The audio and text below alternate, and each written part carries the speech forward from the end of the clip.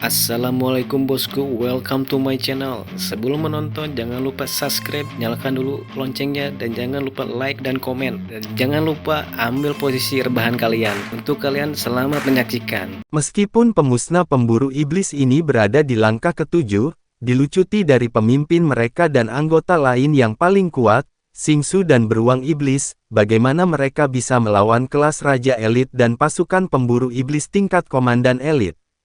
Ketika mayat terakhir diambil, Long Hao Shen dan Tian Qing bertukar pandangan yang berarti, dan semua orang mengepakkan sayap spiritual mereka, dengan cepat mengikuti rute pelarian mereka. Setelah hidup dalam pengasingan selama lebih dari 10 hari, mereka akhirnya mendapat kesempatan yang mereka tunggu-tunggu. Sejak kelompok Xingsu memasuki kota Mayor Jakues, mereka sudah berada di bawah pengawasan mereka. Strategi mereka sangat sederhana, dua asasin mereka seharusnya menyergap iblis bintang yang bertindak sebagai pemimpin tim mereka, dan kemudian diselamatkan oleh Long Hao Shen menggunakan tungku roh suci Yating. Setelah itu, Long Hao Shen akan memikat musuh ke langit. Namun, dalam rencana awal mereka, Keir dan si asasin seharusnya melakukan yang terbaik untuk menimbulkan kerusakan pada iblis bintang, sehingga dia tidak akan bisa bergabung dalam pertempuran.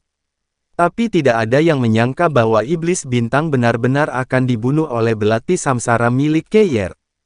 Yang paling terkejut secara alami adalah anggota pasukan pemburu iblis kelas Raja ke-17, yang tidak akan pernah menyangka pasukan pemburu iblis tingkat komandan telah mencapai tingkat kekuatan yang begitu menakutkan. Apakah mereka benar-benar berada di langkah ke-6? Terlepas dari kesenjangan kelas yang sangat besar, mereka sebenarnya tidak terlihat terpengaruh sedikit pun. Bagaimana ini bisa terjadi? Namun selama pertempuran di udara, yang merupakan pertempuran kerjasama pertama antara pasukan pemburu iblis kelas raja dan kelompok Long Hao Shen, mereka memperhatikan bahwa setiap orang tampaknya memiliki peralatan tingkat legendaris. Dari awal pertempuran hingga akhir, serangan, kekuatan, dan kerjasama mereka satu sama lain sempurna. Selama durasi pertempuran udara, 4 dari pemusnah pemburu iblis dibunuh oleh pasukan pemburu iblis kelas komandan ke-64, memberi mereka setengah dari keuntungan. Dengan Keir membunuh iblis bintang, utilitas dari pasukan pemburu iblis kelas komandan ke-64 lebih dari yang mereka harapkan. Menurut kesepakatan antara Long Hao Shen dan Tian Qing, mayat iblis akan menjadi milik siapapun dari dua regu pemburu iblis yang memberikan pukulan fatal. Selain keuntungan, poin kontribusi akan mencatat si pembunuh dengan sendirinya. Selama serangan, dua regu pemburu iblis melancarkan serangan mereka dari dua arah yang berbeda. Setelah melalui pertempuran ini, Tian Qing sangat yakin bahwa bukan karena keberuntungan bahwa kelompok Long Hao Shen telah berhasil membunuh seorang pemimpin Jakues dari langkah ke-8. Apa yang berhasil mereka lakukan? Long Hao Shen memimpin serangan mereka, dengan peri dasar cahaya di sisinya yang mampu menggunakan kekuatan tungku roh suci untuk mendapatkan perhatian dari 4 pemusnah pemburu iblis. Dan dengan kekuatannya sendiri, Long Hao Shen berhasil mengusir serangan dari 4 pemusnah pemburu iblis untuk memberi rekan-rekannya kesempatan untuk meluncurkan serangan mereka dari udara. Dan sekutu-sekutunya itu, apa orang-orang itu? Teknik dan serangan mereka tidak pernah terdengar. Perisai yang digunakan sebagai kapak perang, bola besar yang digunakan untuk meluncurkan serangan menghancurkan yang merusak, dan satu anggota regu yang membuat burung Phoenix muncul. Dan yang paling ganas dari mereka masih pemanggil mereka, apa yang dia panggil. Bukankah itu naga iblis? Dengan penampilannya saja dia meninggalkan iblis-iblis itu setengah mati ketakutan, sehingga mereka bahkan tidak melakukan perlawanan. Hasilnya jelas, dan Hao Yue yang menakutkan dari Long Hao Shen bahkan tidak berpartisipasi dalam pertarungan. Jika orang dapat mengatakan bahwa selama pertempuran melawan iblis Jakues, 7 anggota pasukan pemburu iblis kelas raja dikejutkan oleh kekuatan bertarung dari pasukan pemburu iblis kelas komandan ke-64, maka kali ini, mereka benar-benar mati rasa. Meskipun Tian Qing dengan jelas mengerti bahwa dia seharusnya tidak bertanya tentang rahasia orang lain, dia merasa terlalu ingin tahu tentang fakta bahwa pasukan pemburu iblis tingkat komandan, hanya mencapai langkah ke-6, akan menyamai pasukan pemburu iblis kelas raja mereka sendiri dalam kekuatan bertarung. Belum pernah dia mendengar tentang pasukan pemburu iblis kelas komandan yang begitu kuat, dan lebih jauh lagi, mengingat jumlah pasukan pemburu iblis mereka seharusnya naik kelas baru-baru ini. Namun, dia masih bisa melihat bahwa rekan-rekan Long Hao Shen terutama kuat mengenai kekuatan ledakan dan tidak lebih, namun serangan ledakan mereka benar-benar menakutkan. Sebenarnya, tidak heran jika Tian Qing merasa ini sulit untuk dipahami. Siapa yang bisa menebak bahwa tim Long Hao Shen sebenarnya sepenuhnya dilengkapi dengan tungku roh? Dan sebagian besar kelompok mereka bahkan telah menggabungkan tungku roh. Ini adalah alasan terpenting untuk kekuatan ledakan tingkat tinggi dari pasukan pemburu iblis kelas komandan ke-64. Kedua regu pemburu iblis dengan cepat mendarat jauh, setelah mencapai tempat yang ditemukan Tian Qing entah bagaimana dengan mengikuti tanda. Sebuah batu bergerak, menampakkan gua yang gelap. Mereka masuk setelah mereka pertama kali menyembunyikan semua jejak mereka. Jalur ini juga mengarah ke bagian tim. Setelah semua orang memasuki bagian tim, wajah mereka dipenuhi dengan kegembiraan. Pembunuhan yang pasti dengan satu serangan. Dengan pengecualian beruang iblis, seluruh pasukan pemusnah pemburu iblis ini telah dihancurkan, termasuk bahkan satu iblis bintang di langkah ke-8. Orang mungkin membayangkan dinas militer mereka yang luar biasa dari itu saja. Kematian iblis bintang dari langkah ke-8 adalah salah satu misi yang diterima oleh kelompok Long Hao Shen, yang memiliki hadiah besar. Ini juga yang mendorong Keir untuk mengambil risiko yang mengincar nyawa musuh. Hao Shen, di mana kawanmu? Apakah dia baik-baik saja? Tian Qing bertanya. Sebenarnya ketika Keir membunuh iblis bintang dalam satu pukulan, serangannya bahkan menyebabkan perubahan di langit, memberi mereka kejutan besar. Long Hao Shen menggelengkan kepalanya, menjawab, dia baik-baik saja. Mari kita istirahat dan mengatur ulang untuk saat ini. Lin Xin yang menggunakan tungku roh Phoenix api biru dan Sima Xian yang menggunakan tungku roh guntur ungu tampak agak pucat, jelas dari efek samping tungku roh. Mereka semua butuh istirahat. Setelah mengatakan ini, dia buru-buru mengembalikan rekan-rekannya ke kamar masing-masing, tidak memberi Tian Qing waktu untuk bertanya lagi. Melihat sosok punggung Long Hao Shen saat dia pergi, Tian Qing menghela nafas diam-diam. Setelah menekan rasa ingin tahunya, dia masih menemukan tidak bertanya terlalu banyak adalah untuk menjadi lebih baik. Keir telah diangkut ke menara kematian oleh Long Hao Shen, dan meskipun dia terlihat agak tenang, dia sebenarnya terbakar kecemasan jauh di lubuk hatinya. Keir dan dia selalu bersama, artinya, tidak ada yang bisa memahami Keir lebih baik darinya. Dalam keadaan normal, bahkan dengan menggunakan kekuatan tungku roh samsara, dia tidak bisa langsung membunuh iblis dari langkah ke-8, bahkan jika iblis dari langkah ke-8 itu murni berspesialisasi dalam sihir seperti iblis bintang. Ini bukan iblis pertama dari langkah ke-8 yang dihadapi Long Hao Shen, dan pemahamannya tentang kekuatan langkah ke-8 benar-benar mendalam. Secara khusus, mengingat penyembunyiannya yang sempurna ketika Keir melancarkan serangannya, memastikan pembunuhan dalam satu pukulan, sesuatu pasti telah terjadi. Jadi, setelah mengetahui bahwa ada sesuatu yang salah dengan Keir, Long Hao Shen tidak punya pilihan selain mengambil risiko mengeluarkan menara kematian dengan mengirimnya ke sana. Dia lebih suka mengambil risiko daripada tinggal lebih lama di medan perang, di mana itu benar-benar terlalu berbahaya baginya. Selama sisa pertempuran, Long Hao Shen juga terus berusaha sekuat tenaga, untuk mengurus pertempuran secepat yang dia bisa untuk kembali sesegera mungkin. Alasannya tentu saja untuk memeriksa kondisi Keir, dan bukan karena dia sedang terburu-buru untuk kembali ke kamarnya. Dengan secercah cahaya terang, liontin melodi kematian diaktifkan kembali. Long Hao Shen membawa dirinya ke menara kematian dengan sangat tidak sabar tepat setelah kembali ke kamarnya. Meskipun mereka sudah bisa berlatih di lantai 2 menara kematian, pintu masuk menara masih di lantai pertama. Keir diam-diam duduk di sana, bersila, dan dalam satu pandangan, pandangan Long Haoshen segera berubah. Ini karena dia tiba-tiba menyadari bahwa dia tidak bisa merasakan tanda-tanda kehidupan dari tubuh Keyer, sementara dia duduk di sana seperti patung. Keyer, Long Haoshen memanggil dengan cemas, tapi tetap saja, dia pada akhirnya bukan orang yang terburu nafsu yang dengan gegabah berani menyentuh tubuh Keyer. Dengan hati-hati berjongkok lebih dekat, dia menggunakan kekuatan mentalnya yang besar untuk mencari nafas Keyer. Pada jarak sedekat itu, Long Haoshen akhirnya berhasil dengan susah payah merasakan jejak fluktuasi energi spiritual Keyer.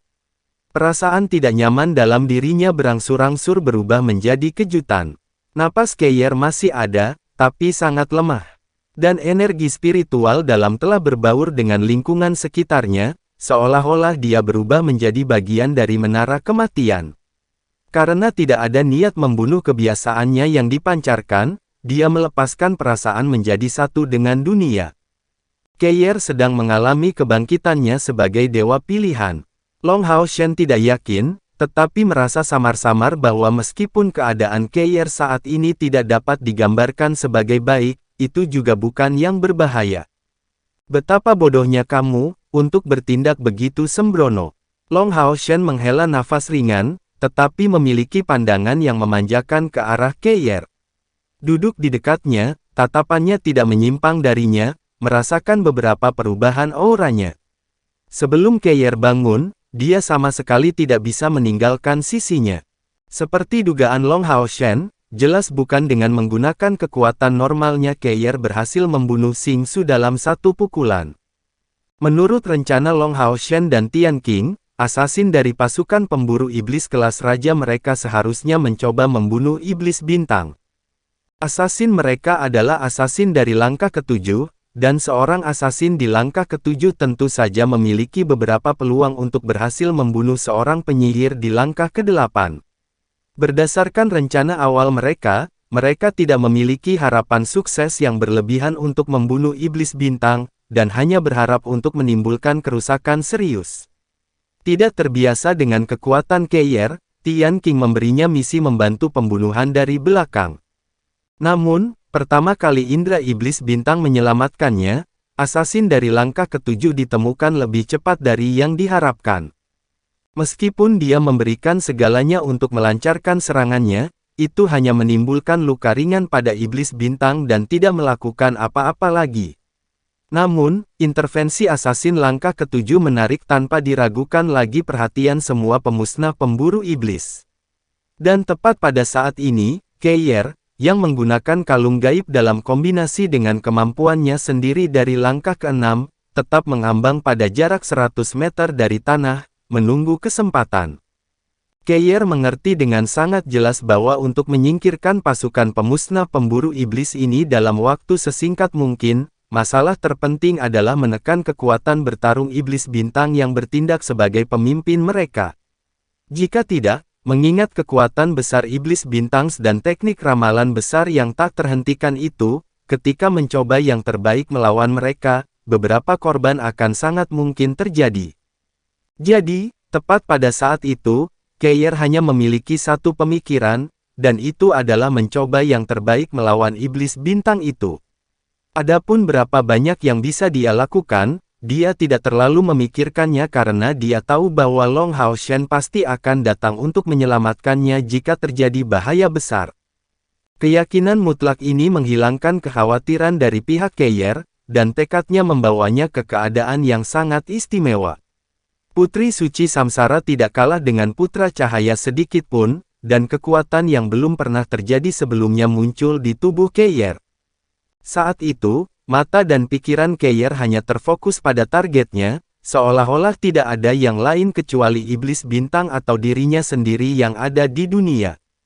Sambil memiliki fokus mutlak, menghilang sepenuhnya, dan meningkatkan inderanya ke tingkat tertinggi mereka, Keyer menghilang seluruhnya.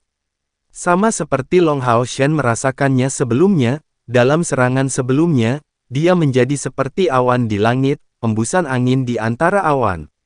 Bahkan iblis bintang dari langkah ke-8 tidak memiliki cara untuk merasakan keberadaannya. Dalam keadaan ini, Belati Samsara dan Tungku Roh Samsara menghasilkan kekuatan penghancur yang belum pernah terjadi sebelumnya yang muncul di benak Keyer. Tepat pada saat itu, dia merasakan indranya sendiri bergabung satu sama lain, menarik semua kekuatan mereka dari nalurinya. Dia sendiri bahkan tidak mengerti bagaimana dia meluncurkan pukulan seperti itu. Setelah menyelesaikan pukulan ini, Keyer kehilangan 6 inderanya, dan seluruh tubuhnya tetap sebagai bagian integral dari alam bahkan saat diangkut oleh Long Hao Shen ke menara kematian. Kali ini, hilangnya akal sehatnya bukan karena efek samping dari tungku samsara.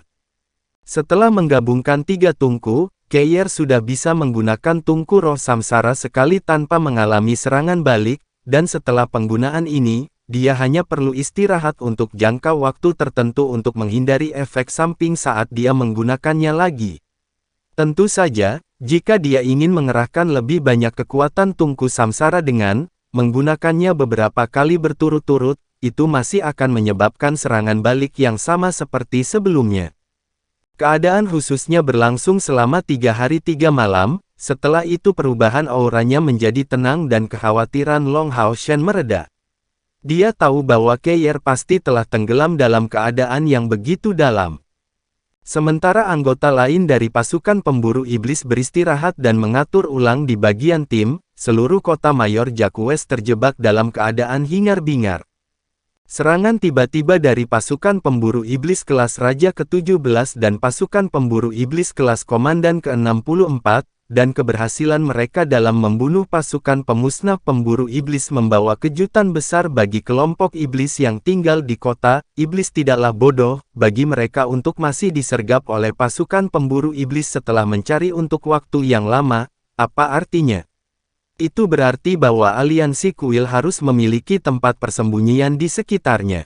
Dengan momentum tersebut, pencarian bawah tanah kedua dilakukan secara menyeluruh di kota Jaquez, dan 6 regu pemusnah pemburu iblis berkumpul lagi di kota.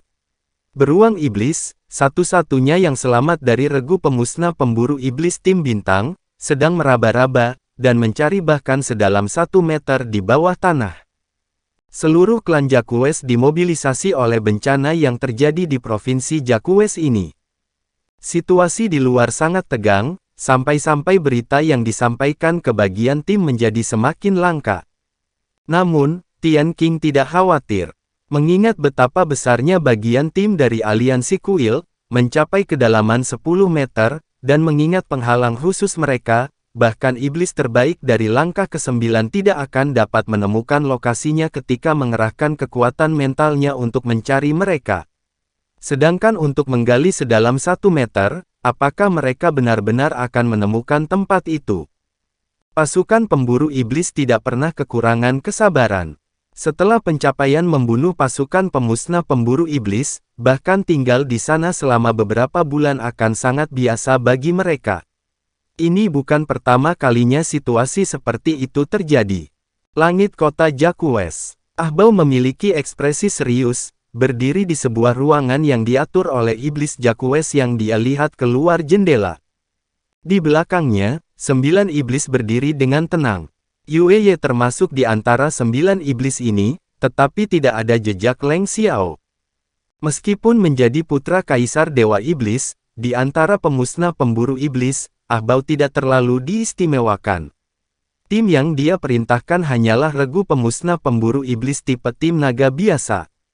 Kecuali fakta bahwa dia sudah berada di tahap ke-8 kultivasi sementara Yue hanya mencapai tahap ke-6 kultivasi, anggota lainnya semua berada di langkah ke-7. Pengalaman di surga ilusi membawa Ahbao sangat malu dan terhina.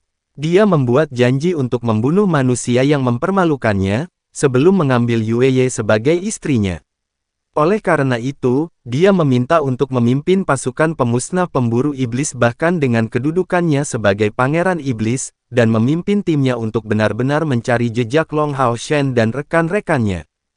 Ahbao benar-benar yakin bahwa Long Hao Shen adalah seorang pemburu iblis, dan kapten dari pasukan pemburu iblis. Selama ini masalahnya, dia pasti harus datang ke wilayah iblis di beberapa titik. Untuk alasan ini, dia telah menunggu kesempatan dan berita. Ketika dia mengetahui tentang serangan yang terjadi selama hari-hari terakhir ini di kota Mayor Jacques, dan terutama menerima laporan tentang sosok emas di medan perang, dia yakin bahwa sosok emas ini kemungkinan besar adalah Long Hao Shen. Inilah yang membuatnya membawa timnya sendiri dan menunggu selama 10 hari. Meskipun, Ah Bao tampaknya tidak terlalu istimewa, siapa dalam kelompok ini yang tidak akan tahu statusnya sebagai putra mahkota iblis? Selain itu, bahkan pada langkah ke-8, pemimpin tim mana lagi dari regu pemusnah pemburu iblis yang mungkin bisa dibandingkan dengannya.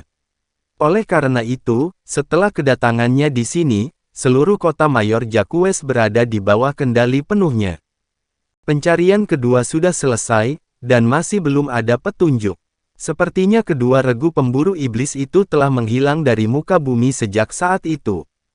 Saudara Bao, pencarian sudah selesai. Para pemburu iblis itu seharusnya sudah meninggalkan daerah itu. Menurutku kita seharusnya tidak terus membuang-buang waktu kita di sini. Yue Ye berkata dengan suara rendah kepada Ah Bao dari belakang. Ah Bao menggelengkan kepalanya, ekspresi wajahnya terlihat dingin dan tegas. Tidak, saya yakin mereka masih di kota besar Jacques. Hanya saja kita tidak tahu di mana mereka sembunyi. Selama beberapa hari terakhir, saya dengan hati-hati bertanya beberapa kali, dan mengetahui bahwa sinyal darurat diluncurkan tepat waktu oleh beruang iblis, dan bahwa dua regu pemusnah pemburu iblis terdekat membutuhkan waktu kurang dari 1/4 jam untuk datang membantu mereka. Dan saat tiba, regu-regu itu memiliki gambaran yang baik tentang situasi dari langit. Jadi jika para pemburu iblis itu melarikan diri di darat, mereka pasti telah menemukan beberapa jejak. Namun, para pemburu iblis menghilang begitu saja, namun tidak ada yang melihat mereka melarikan diri. Menurut intelijen kami, sangat mungkin ada bagian tim dari aliansi kuil di suatu tempat di kota Mayor Jacques, dan mereka harus sembunyi di sana. Saya kira mereka sedang menunggu kita untuk mengendurkan kewaspadaan kita untuk melarikan diri atau terus menyerang. Tetapi jika mereka ingin memiliki pertempuran kesabaran, saya tidak pernah kekurangan dalam hal itu. Saya sudah menyiapkan jebakan yang tak terhindarkan, dan tidak percaya bahwa dia masih bisa melarikan diri dari saya kali ini. Saya pribadi akan membunuhnya, sebelum mempersembahkan hatinya sebagai hadiah pernikahan. Bahkan hatinya sebagai hadiah pernikahan.